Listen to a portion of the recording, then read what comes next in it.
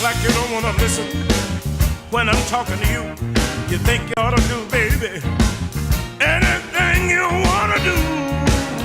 You gotta be crazy, baby. Just gotta be. Hi, I'm Gerry Parisi, and welcome back to the Long Island Filmmaker Show. You know, I have a magazine here that I wanted to share with everybody. It was a magic called Cinemagic Magazine. And this was way back in the early days when I was a filmmaker, advertising major, and of course actor as well, part of where I came from. I had done a movie with some friends called Carbonero, and they did a 7-page write-up about me. And if you could see there, we've got some of the shots that may be able to come up on how old this magazine is. But it was all about that. A very funny story with that magazine is that in using the subway trains in New York City, what I did was I approached a token collector and I said, we need to shoot a movie on one of your trains tonight. He said, you can't do that. You got to be a movie company to do that. And I looked at him, I said, we are. He says, what movie? I go, well, starts with a P. He goes, P? I go, yeah. A? He goes, P-A. I go, R? He goes, oh my God, Paramount. You guys are from Paramount? Actually, I was saying Parisi. First 3 letters, it worked. So we got to use the 7 train. We shot all night on the express track. It was incredible. Now, my life went back and forth in films, unlike the guests I have today. These 2 gentlemen not only do an incredible job of the work over at NBC and CNBC, but they also are filmmakers in their own right. So ladies and gentlemen, without further ado, please allow me to introduce Mr. Brian, I was going to say Mech Finn like I did the commercial, but Brian Finn, and of course, Hugh Daly. And somehow you were supposed to sit there, but it didn't. Okay, all right. All right, so we could always take 2 on that, but this is live, so we really can't. So first of all, let me start with you, Hugh, because we've got a really nice tour of your studio in a few moments. So I just want you to introduce yourself, and I'm going to go to Brian. And the reason I said Mech Finn was because as I was doing the work, it was the M fin that tongue-tied me, and some of that happens once in a while. So just introduce yourself, Hugh. Well, I'm Hugh Daly, and I own JHD Productions in Deer Park, and we've been around. This is my 32nd year in business, fortunately, and we do corporate industrial, we do independent feature films. The only thing we don't do is the personal videos like bar mitzvahs or weddings or Sweet 16s. Not that those guys don't work harder than we do. They really do. They do. Because we get a chance, and I'm making an independent feature film like I do with Brian here, is we can say, do a retake. They can't do a retake on those. That's it. You got it. So, but I love what I do, and about 13 years ago, I hooked up with Brian Finn, and we've been working together ever since. Well, we have a really nice tour of your studio coming right up. And one of the really nice things here is that you're going to see a lot of good, interesting looking equipment that Hugh uses. Now, my good friend here, Brian, not Mech Finn, Finn, Brian Finn, or Brian M. Finn, as it is on the ads. Brian, welcome to the Filmmaker Show.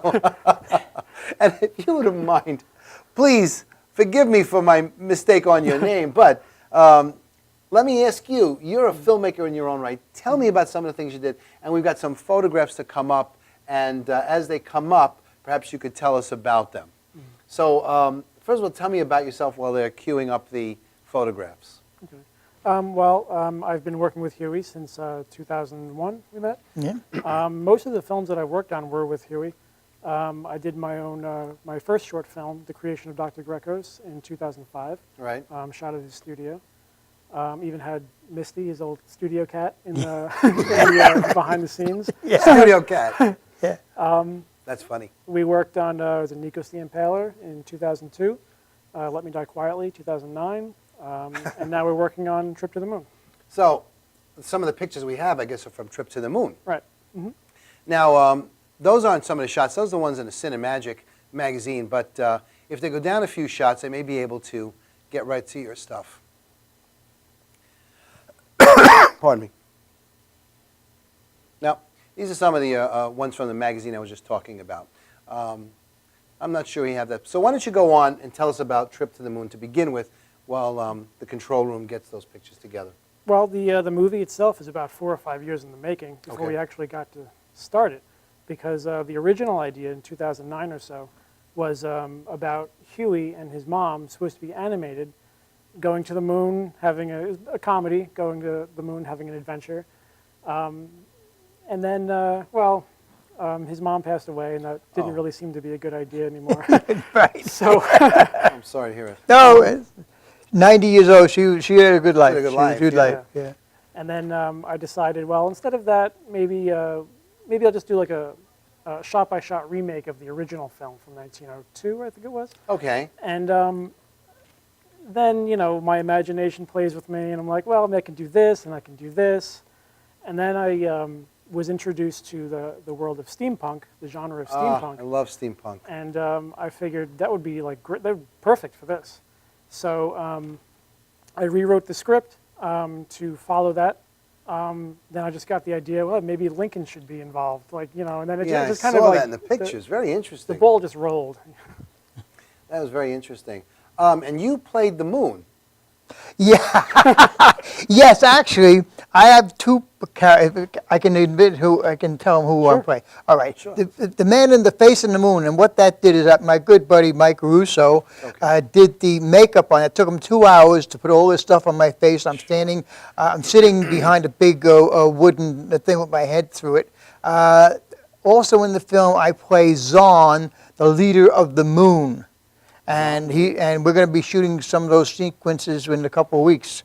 Oh, that's nice. Yeah, so they're going to be done, and I am Zahn, who doesn't like any of these Earth people coming to take over the moon. That's what he thinks they're doing. What's the matter with these Earth people that take out the moon? We left it there for millions of years, and now we're going to be bothered? What's the matter with them? That's funny. Well, his part was actually, I was going to shoot it when we shoot the scene in about 3 weeks or so. I was going to shoot his part with that, but now I have to shoot it separately, because I had a fundraiser for the movie. Oh, really? It was online, and nobody even. I got like $165 out of $30,000 that I needed. Let me ask you a question. These online things, very, very good thing to bring up. So many people say, well, let's start this one or that one. I'm not going to mention internet names because I don't know them personally enough to do it. But I was actually warned against them by one of my lawyer friends. But having said that, you put in for a certain amount of money. You say the goal is X amount of dollars. Right. All right. There's X amount of dollars. And now you send out all these different things that people in the hopes of, sending over a few dollars here, there, and you collect what you can. What I heard was that the main one, or some of them, and again, I'm not going to mention names, I'm going to be vague about it, if you don't make that $30,000, you lose that money. Is that Absolutely, true? yes. Well, The no, main- that's not totally true. Ah. If you want to not mention names, the most popular one, if you don't reach the goal, you don't get the money, which means the people who donated don't get charged. Like their cards don't Oh, get they don't get charged. Because I tried Kickstarter. Oops. I tried them. You know I don't what? think it matters. I'm not They worried. know their own policies. Yeah. So I tried that years ago, and nothing happened. So I tried another one, and this time, if you don't reach the goal, you still get the money that you raise. So I was able to get the So- 165. The whole $165. Wow. So you paid for lunch Minus- one day. minus a fee. Oh, minus a fee. Yeah, of course. They got Well, to make money let's lose too. the coffees then. But he bought the lunch. What's a good goal for an independent? Oh, it depends on what your film is. Well, that I know too. It's like saying how long is a string in advertising? Well, what's it going to cost me? I don't know. Let's put together a comp and we'll figure it out. Same thing. You got to put together your storyboard, your script. Then you cost it out. You try to find out the best prices in different places without sacrificing quality. You know how that works. All right. But that's a good number. $30,000 for a short is a very good number. It actually cost more than that, but that was for the Yeah, movie. because the first part he already shot was Oh, close sure. to that already. Oh, wow. Very close yeah. to What are you that. going to do with this when it's done? Put it in festivals. I can try to get it distributed. If not, I will release it on Blu-ray. This is more of a, I'm pushing my limits with this movie. Because I've been a video editor for a while. I know After Effects. I have all these sound effects that I want to use that I never get to use. I just on, found my After clients' Effects projects. guy. 'Cause we want that. Oh, That's like the 7-Eleven stuff where you'll see the cans come up and the big type and it blows up and around, spins and all of that. Yeah, You're in trouble now because I- I got Madhouse stuff and I want to put it out there. I wish I had a more advanced trailer He does- to show, but it's just not ready yet. he does great. I'm wondering now if the control room is ready to show the tour of your facility. I mean, because that in itself is a beautiful facility. Thank you. And it's a good little thing. It's hosted by Greg Persino, the producer of the show, and my predecessor. And the gentleman that he went out during the day with you, Hugh, and put together some phenomenal stuff. So I'll just wait to hear from where we are in the control room about getting that out here. All right. But it did show some interesting things there. And I guess you all work there together, and that becomes where you do your toys and you're playing and all the footage and helicopters and whatever you got there. Yeah, I had a couple of classes in Photoshop and After Effects, and just working with Huey. It's You know, Photoshop, it's, I've been doing Photoshop 10 years. Yeah. 10 years. And not only that, not just Photoshop, because people don't get it right. Quark, Photoshop, Illustrator, of course, people like InDesign. But I'm a tighter typesetter, so I happen to like that. I got you. Right. So anyway, that video is going to be rolling in about a minute now, right? I'm Greg Persino with the Long Island Filmmakers TV show. We're here today in Deer Park at JHD Productions, and it's a small production company, but he does a lot of work, and I want to introduce you to the owner and president, Hugh Daly.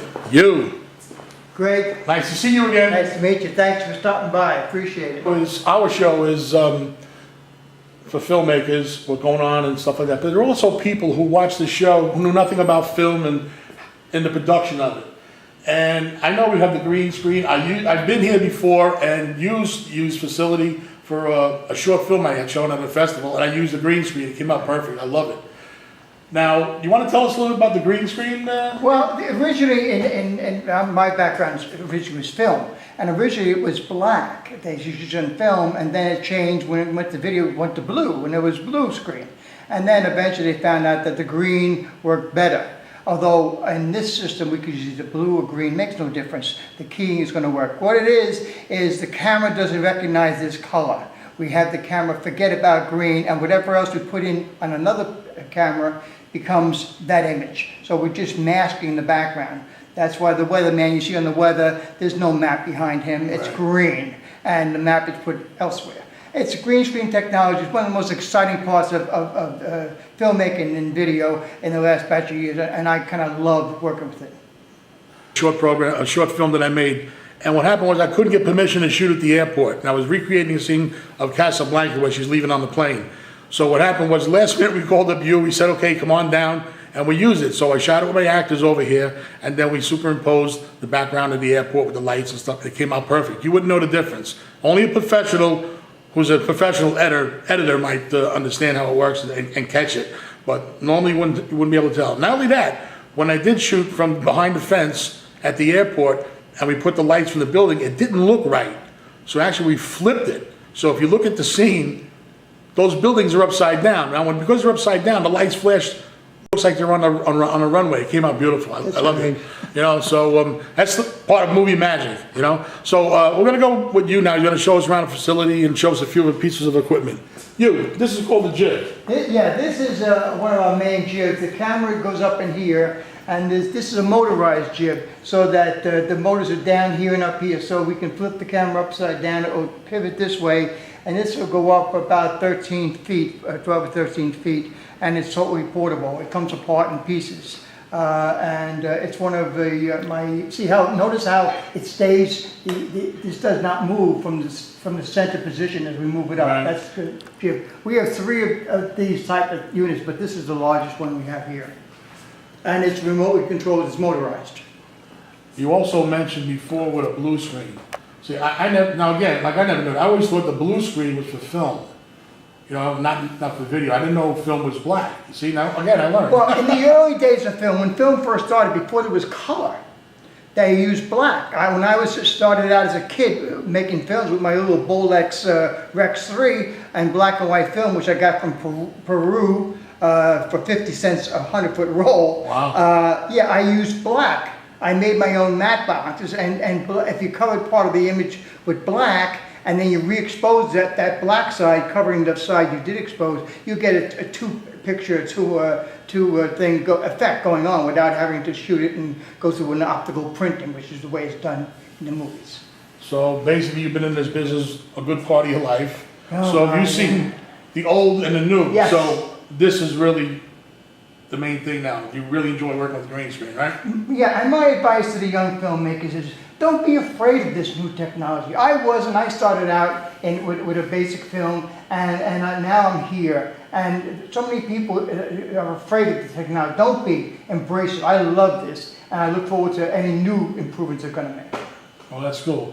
Can you give us an idea what kind of things you produce in your production company? Yeah, we do corporate, industrial, entertainment. I just finished an industrial for a company, and we had to go out in Long Island Expressway and shoot a precast. They actually precast the concrete cement for the LIE, and we showed that. I've done about 7 videos for this particular company.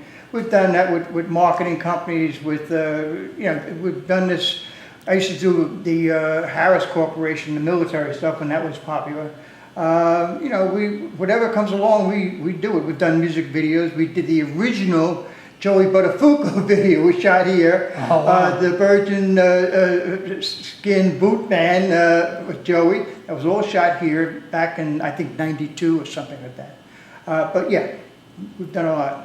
Yeah, I know you've worked with my cousin already with his band Virgin Steel. Oh, they're terrific. Yes, absolutely. These are cameras that are really high-end. They call HD SDI, and what that fancy stuff means is full broadcast.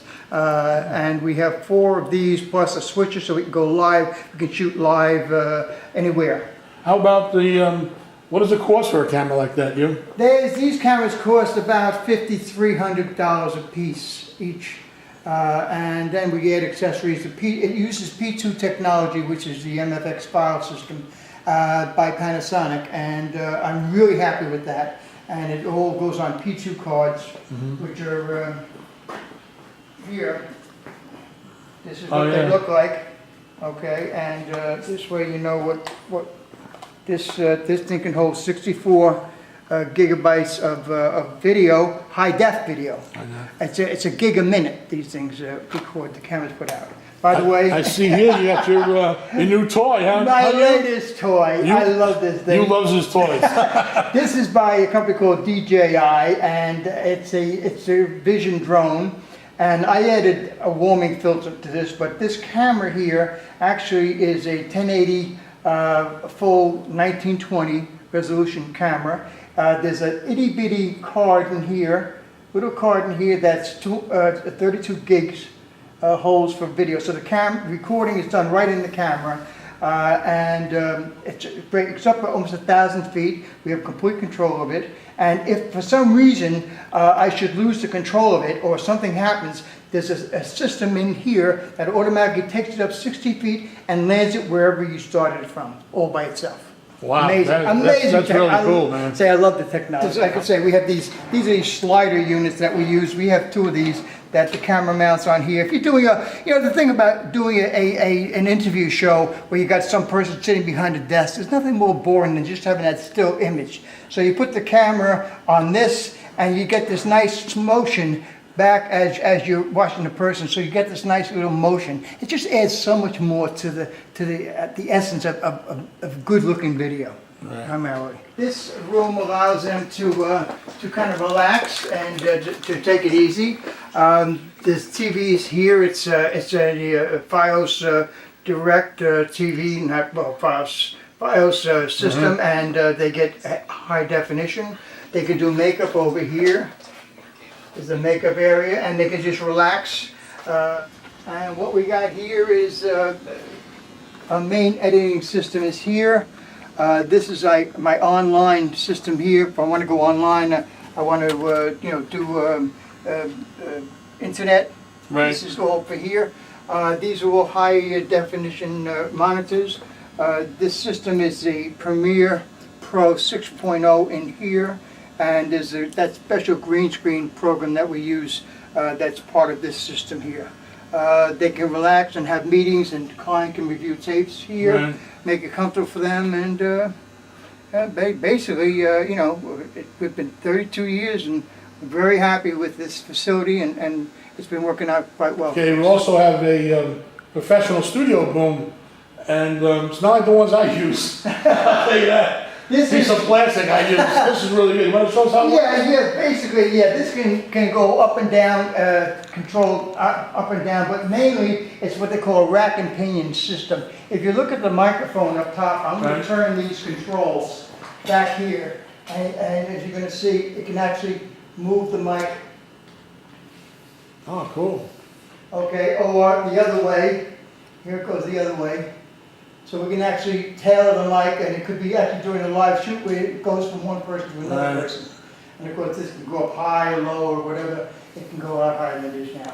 I'll bet you whoever's handling the boom loves this, huh? Oh yeah, In the old days, and holding up that, yes. I know, and I've held them up, and I know how long. So have I. This is pretty. Tell us a little about what you do at NBC. Do some stuff work with them, right? Yeah, I was very lucky. NBC hired me to come in when the CNBC does live shoots at the different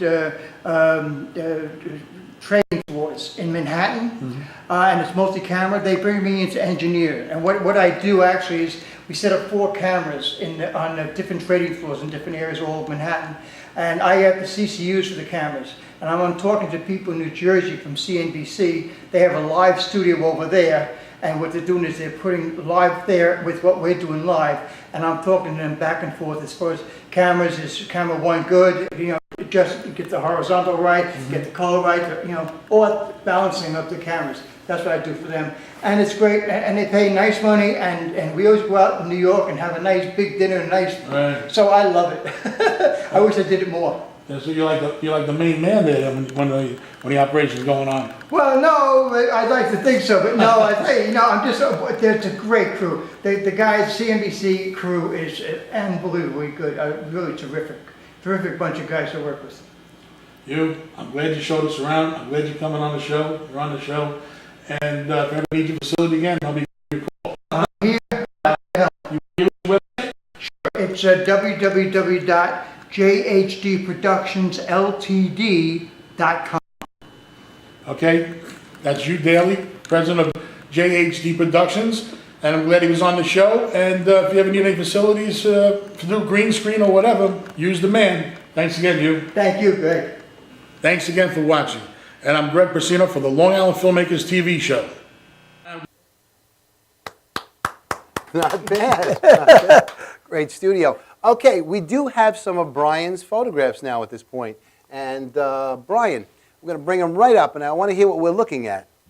This is behind the scenes. That's Steve Sage, my assistant camera, with Hugh Daly, the director of photography. I know Steve. This, I believe, this is setting up with Abraham Lincoln, getting his close-up for with the gun. Wow. The gun is actually pretty cool because it has like little CO2 cartridges in it. Oh, really? Yeah. So it blows out. Okay. This is Hugh Daly, Steve Sage, and myself setting up for a shot.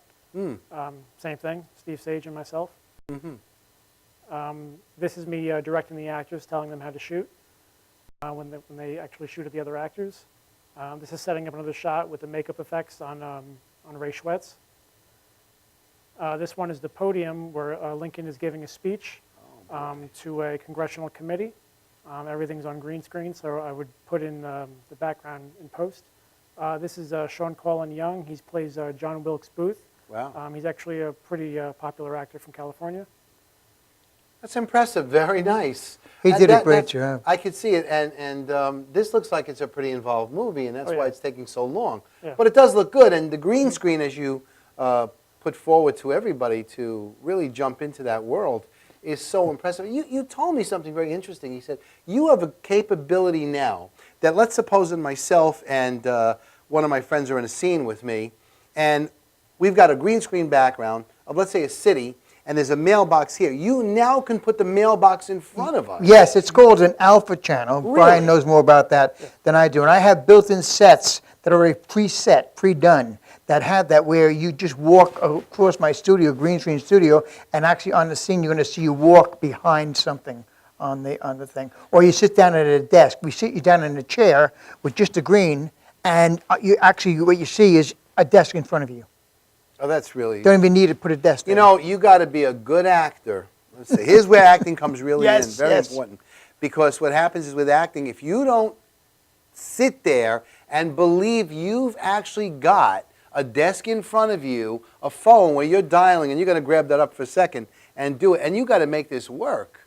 And that shows a good actor, because you're working with really nothing. Absolutely. Wow. Absolutely, yeah. A lot of That's actors amazing. complain about that. Yep. So if I were to, let's say, walk with someone to that mailbox and happen to put my hand on it, is there something resting? Yeah, on it? we could actually put just a wooden stock and paint it piece green. of wood, right? And paint it green, So, all right, so I touched the wood. I got my hand on that. and it looks like you're on top of the and I'm mailbox. touching the mailbox because my Absolutely, hand yeah. is forming to whatever it is. But the acting, you're right, Jerry, is so important. Unbelievable. My background was originally in acting. I went to Gene Frankel Drama School. I got a scholarship. Oh, Gene Frankel, yes. I heard got a that. scholarship out of high school Nice. for Wow. that, and Wow. and I liked it. But I loved the other side of the camera too.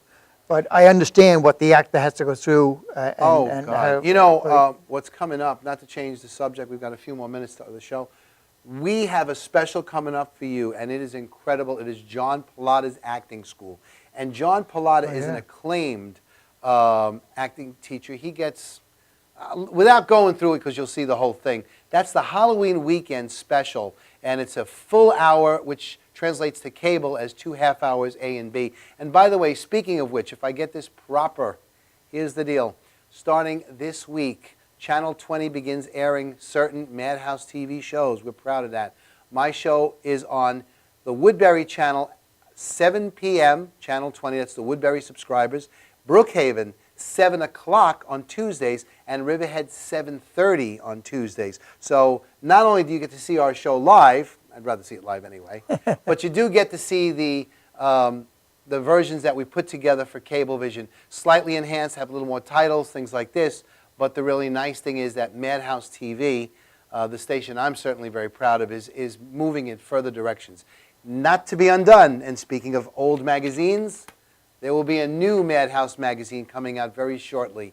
I want to tell you that right now it's going quick. We're selling a lot of media spots in anticipation, and one of the great things about it, you'll be able to see your favorite friends in print, some of the great shows that we've got on the air, such as Dr. Janine, of course, Jay Castronova, and of course we have Shake It Up, they'll be there too. So there'll be a lot of great shows that you can read about in our magazine. Any parting final words from you, Hugh? I mean, you work for one of the biggest networks in the world, NBC, and you do a lot of great work for them. You're doing an incredible amount of work on regular movies. So what are some of these final parting words? Well, my final parting word is the one thing I wish is that I did not have to run my company. I'm a cameraman. That's what I love. I hate to have to work with the finances of the company.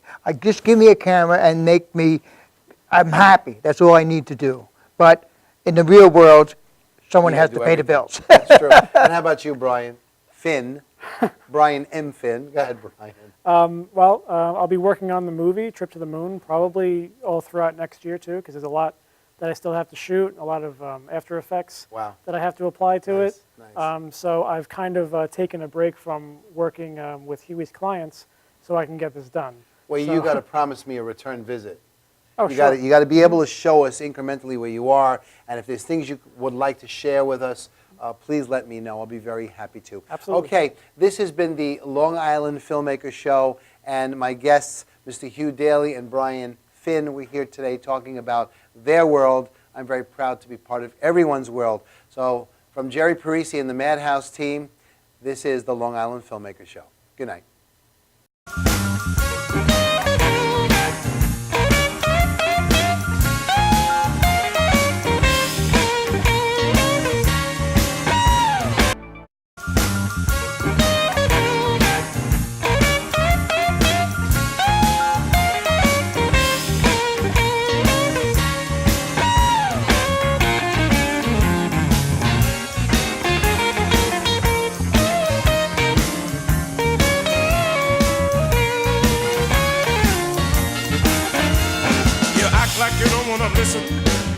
when I'm talking to you.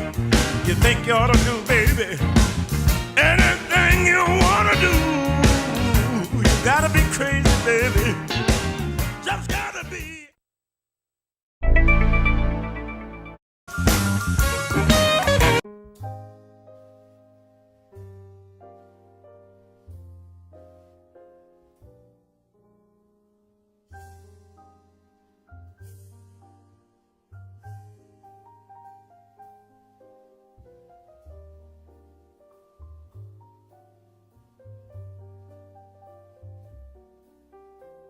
Hi, my name is Dr. Tom Dow. We have a multidisciplinary practice in Melville and Ronkonkoma, New York, and we treat patients with many, many different conditions, from newborns through geriatric patients with numerous different techniques. There's a technique and a type of treatment for every class of patient. We have them all here.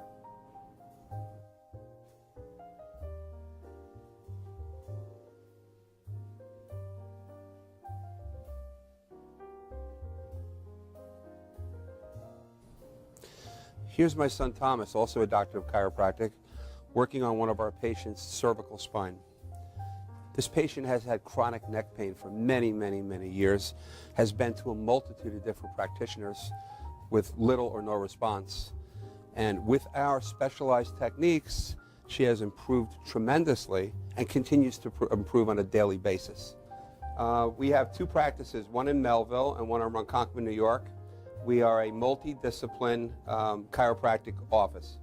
What that means is we have chiropractors, massage therapists, acupuncturists, psychologists, all working as a team and a network of outside professionals such as orthopedists and neurologists that we work hand in hand with to help determine what your injuries are and the best way to treat your injuries.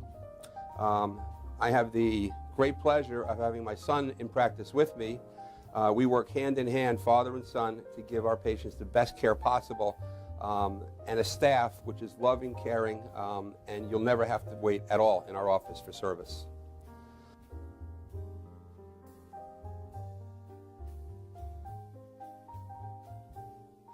Many times patients come into our office and they have what's called a soft tissue injury.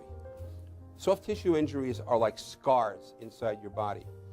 If you've ever been cut on the outside of your body, you get a scar. The same thing happens inside of your body to your muscles and ligaments. So our job is to determine where those are, stretch the muscles, adjust the vertebra back into their correct position, and then refortify the normal structure with exercise. That's what we do best, and I hope someday you'll come see us at one of our two offices. Thank you.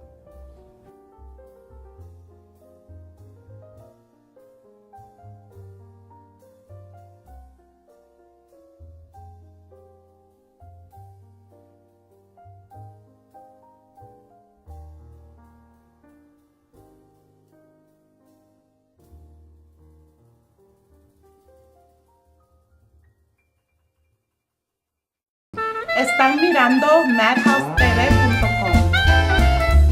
This is David from 516 Edge. You're watching madhousetv.com. Tune in. You're watching. And you're watching. And you're watching. And you're watching. And you're watching. And you're watching madhousetv.com. We're watching madhousetv.com. You're watching madhousetv.com. Stay tuned for the Long Island Filmmaker Show starring Gerry Parisi.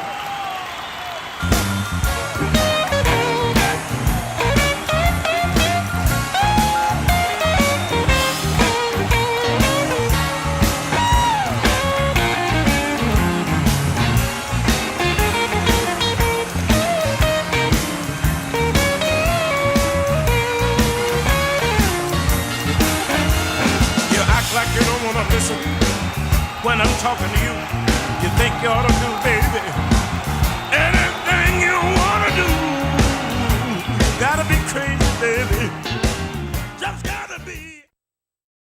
Están mirando madhousetv.com.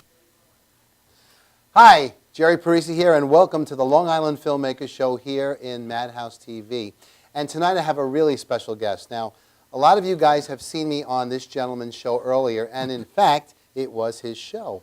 Turns out when the gentleman got promoted to be executive producer, and I have him right now with me, his name is Greg Persino, that he offered me the hosting role of this show, which I'm forever indebted to him. And Greg? How you doing, Jerry? Welcome to my show. Yeah, your show. I'm still the executive producer and There you creator. go. Don't forget Yeah, that. I'll never forget that. That's it. He signs my checks. No, They're very big. it just seems weird that I'm on this end now. Is you that know? funny how that worked? Because I made the film and stuff, but I had other things to do. I'm still doing some writing and things like that. Yeah, you're working on a lot of movies now. Yeah, It seems like yeah. a good handful. Yeah. Just I'm need waiting, some money. I'm just waiting for my parts to come through. Money. You can buy a part. You can buy a part. I'm not going to buy a part. I got to tell you, we're now, I guess, almost 8 or, I want to say 10 episodes in maybe of this show that we've been working on here over at the beautiful Madhouse facility in Deer Park. It's a nice studio. Beautiful really. studios. And one of our first, Tom and Vicki Mealy were on, and they showed this beautiful studio. We did a dolly pan of the whole place, and I was just watching that the other day because what's coming up on cable TV and Channel 20 is that first episode with Tom and Vicki Mealy. And I didn't realize I said this, but I said, well, Tom says to me, Jerry, you can do anything you want here. We're internet. I go, does that mean we could do the show with no clothes? And he goes, no, you cannot. And of course, I got the audience back there clapping because we're not going to give Jerry his way. That's a far cry from your show. But Well, I guess a couple of curse words once in a while is not too bad. Like I got to bleep them out for cable. That's the whole thing. No, you don't. You get by. You see the stuff that's on there and the people get away with? I think from what I understand that the station's actually picking up better and better pieces now. And I'm happy about that. I'd rather be surrounded by really good pieces than just something off someone's, out of their Super 8 camera, Well, I'll tell you, when I used to help these other people with their shows since 1998, end of 97, somewhere around there. Yeah. I mean, there was a lot of garbage on public access television. But some of the people come up with some good quality shows, holistic shows, educational stuff and whatnot. Yeah. And there's still some, but you got to control. Just click the channel and come back later on, Well, I am proud of the fact that there are, what I'm beginning to see is a lineup of really good things. And speaking of which, the rumor has it that Crossfire Cinema might be brought back, you and your people? I'm thinking about it. Wow, that's a great show. Yeah. That was my first show. Yeah. Crossfire Cinema. Me and my buddy at work, we used to share DVDs back and forth. Right. And we critiqued them and stuff, and he'd get aggravated with me because I was always giving him Westerns and things like that. And we used to joke around and stuff, and people at work used to laugh. They thought it was really funny. So I say, Speedy, I says, want to put this on TV? He goes, you can? I says, yeah. Give me 9 months. Get everything ready, boom, boom, boom, and everything. And we did. And we showed it for about 3 years. Wow. And then I had some reruns and whatnot. Matter of fact, I wasn't ready for the Long Island Filmmakers TV show when I first started with material. I used some of my old shows to put them on. Oh, look at that. And it worked. So, and then got into this. And the reason I started this show was that, and in the last few years, I got involved with a lot of people on Long Island filmmakers. Sure. And there's, like I said in other shows, there's a lot of talent here on Long Island. Actors, actresses, plus writers. They got writer groups, clubs. They got, filmmakers get together, like the club, the organization you and I belong, Long Island Filmmakers and TV Foundation. And you meet a lot of people. And everybody has the same thing in mind. They want to make a movie and work together. And you got crew members who are very talented and stuff, You don't have to ask anybody from California or Manhattan to come in and do this stuff. You got everything right here. Plus, you got locations. Long Island has a lot of locations. I mean, like someone once told me, you have everything here but mountains, all right? So you could take an old village like Stony Brook. Wasn't that Bob Johansson said that? He might have said that. Yeah, Bob He might have Johansson, said right? that, Yeah, director Bob Johansson. When he was on his show, yeah. But, yeah, so go ahead. I interrupted you. You could take. You yeah, I have know. to make mountains. It's hard to control you, Jerry. I understand that. This is it. Yeah. Slow down. Well, Not control, but slow down. I got to be honest. I get paid by quota of minute here. Oh, you do, huh? That's the way it works. But let's get back to wait a Crossfire. minute, though. But I was impressed by the people I met that come to the meetup groups and stuff like that, and all the things they've done. And I'm a big fan of the Long Island Film Expo in Belmore. Every year I go there for the last 7 years. Yeah. And I met a lot of filmmakers, and I listened to their stories. Now, I already had a TV show under my belt and this on them. And I said to myself, you know what? I want to make a movie. I could do it. And I got these ideas. I started writing.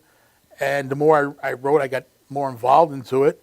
And the only problem about writing is you think you're done, you're done. But if you open up that page again and start reading, you're making changes, and that takes up a lot of time. Sure it does. And then you make changes when you're shooting. You know, there's people's dialogue I had to cut because it wasn't flowing when we were actually shooting and stuff, you know. But I just got to tell the public tonight, we were supposed to show a short that I showed at the festival in Belmont, Long Island Film Expo, and for technical difficulties, we couldn't get it downloaded into the computer. It's a 16-minute short, and I wanted to show it.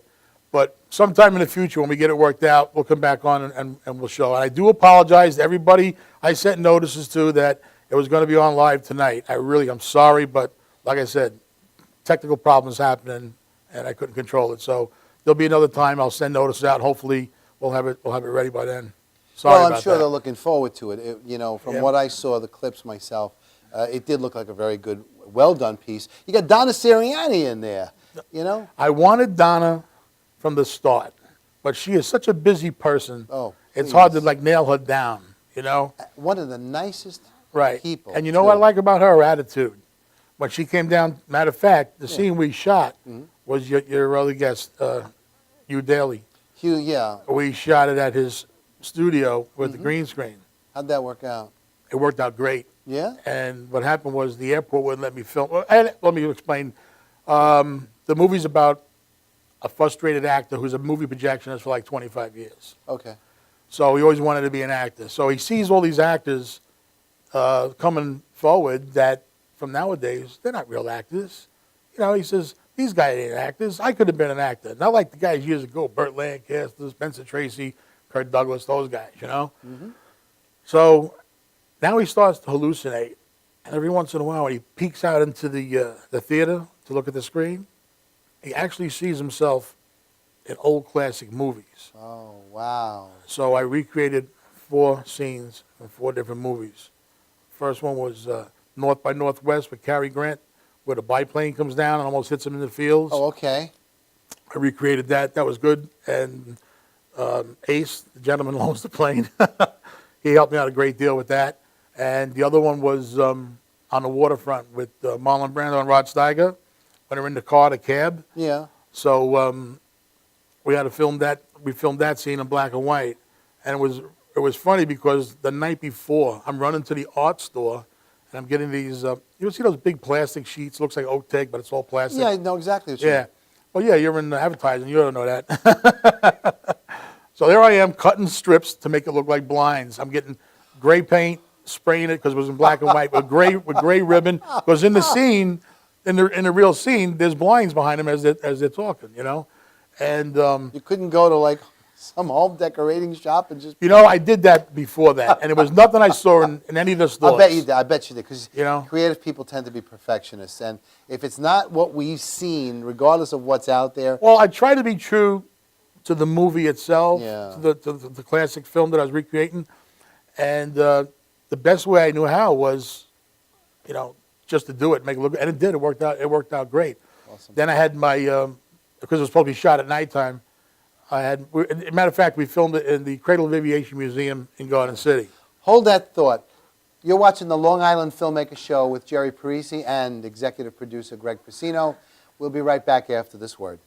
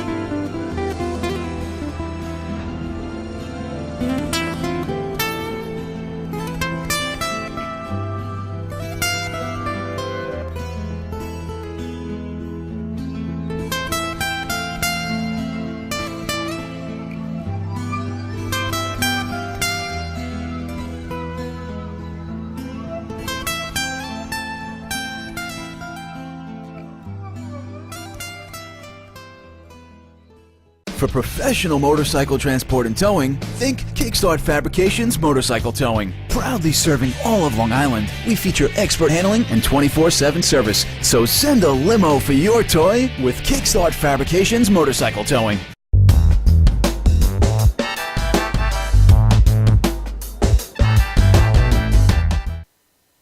Welcome back to the Long Island Filmmaker Show. I'm your host, Gerry Parisi.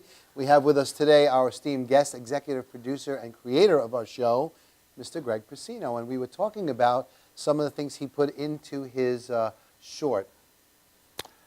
Yeah, before the break, we were talking about Donna Sirianni. That's right. Donna Right? Sirianni. But then the reason how I used her was with the green screen was at the airport, I was filming Casablanca. And the airport wouldn't let me film there. Those louses. Plus, they wanted a $3 million insurance policy. Yeah, I'm going to, right away. So what we did was we called Hugh Daly up, your other guest that was on, and used his green screen. And it worked out great. So what I did was 2 or 3 o'clock in the morning, I ran over to the airport, stuck my camera through the fence, and filmed the buildings Good for at you. night with the lights. Good for you. Good for you. And what we did was, it didn't look right when we first did it, because then we needed lights to show some kind of runway. So actually those buildings, we flipped, are upside down. Upside down. So because they're upside down, now the lights look like they're, like it's a runway. Oh, yeah, it's you very know? interesting. Sure. Yeah, so then it worked pretty good. But what I liked about Donna, and I recommend it to anybody who wants to Donna use her. I've worked with her through Here's to Us. Yeah, I know. I've which seen some of the she's stuff. Incredible actress. Yeah. I love her. It's her attitude. And she turns around and said to me, I told her what I needed and stuff, and she says, Greg, I'll be here all night if I have to get it just right. Could you ask for more, for somebody? And she did a great job. She played the Ingrid Bergman part of the Casablanca and whatnot. I can see her doing that, too. Yeah. I wanted to bring up that in one of the upcoming shows, not far away, I have Alan Schwartz, criminal lawyer, coming on. Why are you going to have a criminal lawyer coming on my set, you wonder? I'm going to explain to you why. There's a lot of people who do guerrilla shooting. There's a lot of people that do a lot of other things with shooting. Alan's going to sit there and we're going to set the record straight. What can happen to you if you do something without a permit? What? You tell me. Alan's going to tell you what to do, what not to do, how to do it. We'll also have Betty Tufiorello on the set. She is the IP lawyer, and she's going to tell you all about copyrights and logos and why you spoke to Betty or already. shouldn't have. Yeah. But Yeah, you know I spoke what? to There's a Betty. lot of people that hear the word movie, and their dollar signs go in their eyes. They don't get it. Right. And they're like, okay, I'm going to pick this, and you're going to have a permit for that, and you're going to do this. Let me not say what I want to say here on my own show. Yeah. But the point is, we'll find out from the real nuts and bolts people just how much you can get away with. And Well, I've done that with one of the scenes in my film. I recreated a Midnight Cowboy scene with Dustin Hoffman and John Voight cross the street, and the cab almost hits him. I recreated that scene. nice. So I was going to do it where I lived. So I went to the village because there was the block with this building, an old bank building, and then the store. I says, I could use this. I could make this look like a city scene. So I got 25 extras to come down. I went to the bagel store. I ordered bagels and coffees be set up on the corner for everybody to come down 6 o'clock in the morning on a Sunday. I like that. Right? Yeah. And everybody ready to go. Now, that's on a Sunday. I get a phone call from Nassau County Police Thursday at 4:30 saying, you're making a movie? I said, yeah. Well, you need us. I said, I got the Farmerdale cops. They're not cops. They're ticket agents. So we were going back and forth, and I couldn't afford what they wanted. So I said, forget it. So I had to notify everybody, cancel the order for the coffee and the bagels and everything. So I said to the guys, here's what we're going to do. The next Sunday, it's going to be nice the weather, we're going to guerrilla it. We're going to run into Manhattan, set up, and then do it. So I went in, so it was funny because you went on Google to find a spot in Manhattan, which I thought might be perfect to shoot that scene. I said, that's the corner, everybody meet over there, right? I get there, there's all that, what do you call that, the equipment for the construction. Oh, yeah, okay. So All over the place. Oh, man, I can't use this. I had to go like 3 or 4 blocks up north on Broadway and use that corner. And here it is, like 9:30 in the morning, and the place was crowded. of course. I said, it's Sunday morning, man. Don't you people sleep late and have coffee? I got bad news for you because you're a Long Islander. You're not a city. No, I'm a Brooklyn boy. Then how could you not know that in the middle of the night, you get on the E train. My No. wife and I got on the E train. This is at Manhattan, 3:30 in the Sunday morning. morning, man, 9:30 in the morning. Okay, It's like Saturday everybody morning, was out 3:30 in the street. morning, trains are packed. Well, So if trains are packed at 3:30 anyway, we succeeded. What I had to do good was, for you. I had the camera guy over Good here on for this you. side of the corner, Good for you. and then the two actors on the other side, and my friend's cousin was a cab driver. He owned his own cab. We Nice. did 6 takes. But the hardest part was, the cops drove by. They didn't say nothing to us. They don't care. And They it was forced the it. crowd of people, because there was times when the crowd would cover the camera, there was when the crowd would cover the actors. You had to wait until it was like enough where you could see everything, right?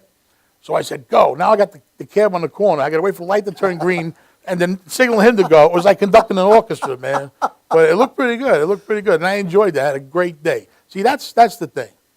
That you have something in your mind, you want to put it together, you want to create something, and you succeed. It's like a painter, a sculptor. No, you take nothing and you make something out of it. Absolutely, you know? correct. And that's what I enjoyed. We shot a piece of Here's to Us for the it was not the trailer, the marketing trailer to sell this, and we shot with a giant limousine. Okay, Serenity Limousine supplied that. A giant stretch. We had all our actors. We used 475 Park Avenue South. Nobody bothered us. And here's the best part. We had a helicopter from West End Helicopters, okay? Helicopter Mike is his nickname. He came in, so as we had a lot going on, getting into this limo. Not only are they shooting, Kevin McCafferty, shooting all this stuff with his people. We had outside cameras, and we had a camera in the helicopter. So when you look at the trailer, you're actually looking down on a white limousine, a white stretch truck limo. We're in there, and I cannot tell you the rush, the thrill, to know that as I'm looking out and saying my lines, I see a helicopter coming towards us. I saw that scene. That was an amazing scene. Yeah, I saw you know that. how much that would have cost us? $15,000 for the helicopter. The limousine, Really? $1,500. Wow. Food for everybody would have brought it to $2,000. You got the food for free, too? We got everything. You know why? Because I put it together. I painstakingly done it. Couldn't do it without Kindle. Kevin McCafferty and his team, very good. So my next film, I'm going to call you, and you're going to do all that for me. You'll be my Not only associate that, but producer. you know the old way it works with me. One hand washes the other in this film business. You know that. So therefore, you Okay. got a part hanging in Yeah, there for yeah. me somewhere. That's the way it works. Yeah, You know, it's no problem. The great Carl Sabatino, who I There was another never- very nice gentleman who was on my show, on the show. He's a brilliant man. When he taught me and still teaches me, and by the way, we got a couple of nice things coming up with them too. Madhouse is going to be involved. When he said to me, Jerry, he said, let me teach you a lesson. He says, in our industry, if you want to go anywhere, one hand washes the other, both wash the face. A lot of people don't get this. Why? I don't know. How simple is it? I'll do this for you, you'll do for me. How many things did we did for you before we were even on the show? Well, that's and why you did for us. I picked you. I could have just said, the hell with the show and I thought it cancel was because I was good looking. No, let's calm down, I said before, Jerry. But, you know, you really took a special interest, and I knew you were going to take it to another platform, you know, so I said, it's going. Because basically, it's still about Long Island filmmakers. You're one, I'm one. There's a lot of people we know out there. And Yes, everybody there is. who makes films on Long Island either knows somebody or knows somebody who knows somebody. I mean, people that came on my show, one guy came on my show, Percy, the makeup guy, he knew him. He was in a film with him 10 years ago. And then I believe when Bob Johansson came on the show, he knew one of the other guys, Mike. He did something with him. It's like everybody knows everybody. Everybody knows everybody. This is the way it works. So you have to watch your reputation in this industry. Right. You know, you can't thank me alone. When I came to Tom and Vicky Mealy and Tommy Marr and Janine, and I explained what was going to go on, you know, we couldn't do this without them. We'd still be in the same studios. Nothing wrong with the studios. They're nice. Right. But to take it to the level you mentioned, you had to come to Madhouse TV. Oh, yeah, because the public access, you know, they don't make any money on that cable vision. No. You know, they're told by the government they got to do it. So the equipment was antiquated, you know, and stuff like that. It was very hard to do stuff. We have at Madhouse, if you take a look at all the cameras that they have, you're looking at top-of-the-line, state-of-the-art work. No, it's a very nice Right, studio. and to bring a filmmaker And you got like show, 4 or 5 sets you can use and everything. It's pretty please, cool. you know what? I still marvel when I come here. And I'll tell you what, the way I had to take that show to the next level was to bring it to these beautiful studios. That's the only way you could do it. Right. I would say anybody who had a film or a TV show or something, or if you bring back Crossfire Cinema, this is the studio you want to be in. Yeah, I already like the brick wall back there. I like that. you're going to be surprised For a because you prop. know something? I went up to that brick wall and I rubbed it. Oh, yeah? It's not a brick wall. No, really, Jerry? When you look at it on TV, it's a brick I know, wall. right. I know. You got to understand they had some beautiful art direction going on. You know, they're visionaries, the people who own Madhouse, and that's why our show succeeds over here. Yeah. Because it is. And if my film could have been shown tonight, it'd be shown all over the world. You know what? We're obviously going to be bringing you back. And, I hope so. And well, why hope? No, I do miss this, believe it or not. I do course. miss it. That's you know why what I you mean? gotta do Crossfire But see, Cinema. I still feel really weird. Yeah. Because I'm on the other side now.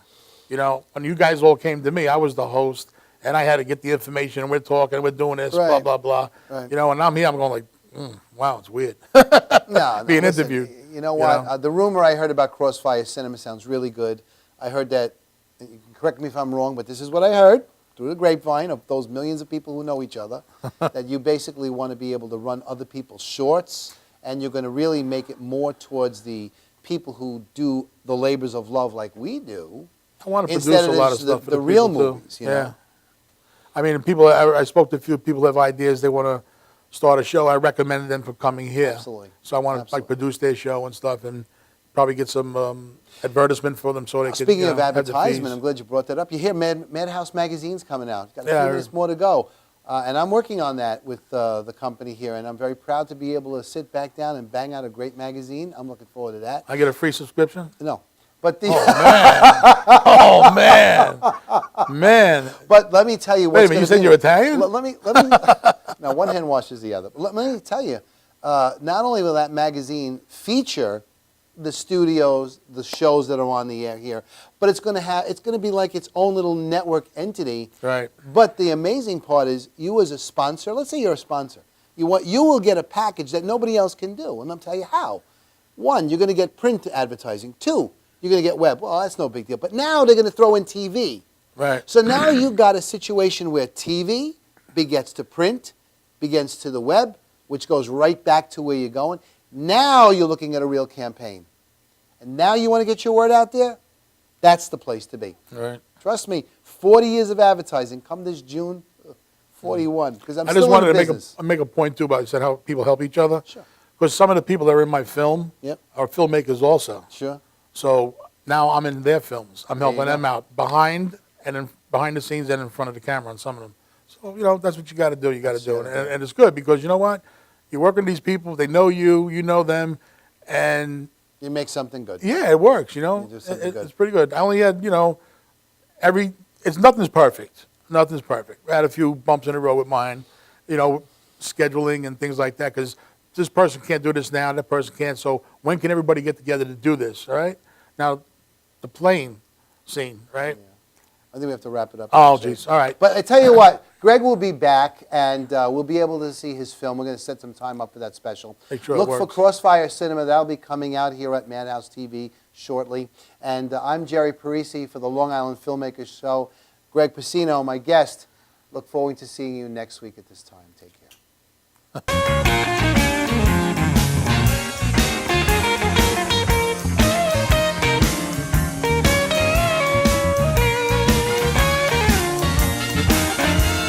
You act like you don't wanna listen when I'm talking to you. You think you ought to do, baby, anything you wanna do. You gotta be crazy, baby. Just gotta be.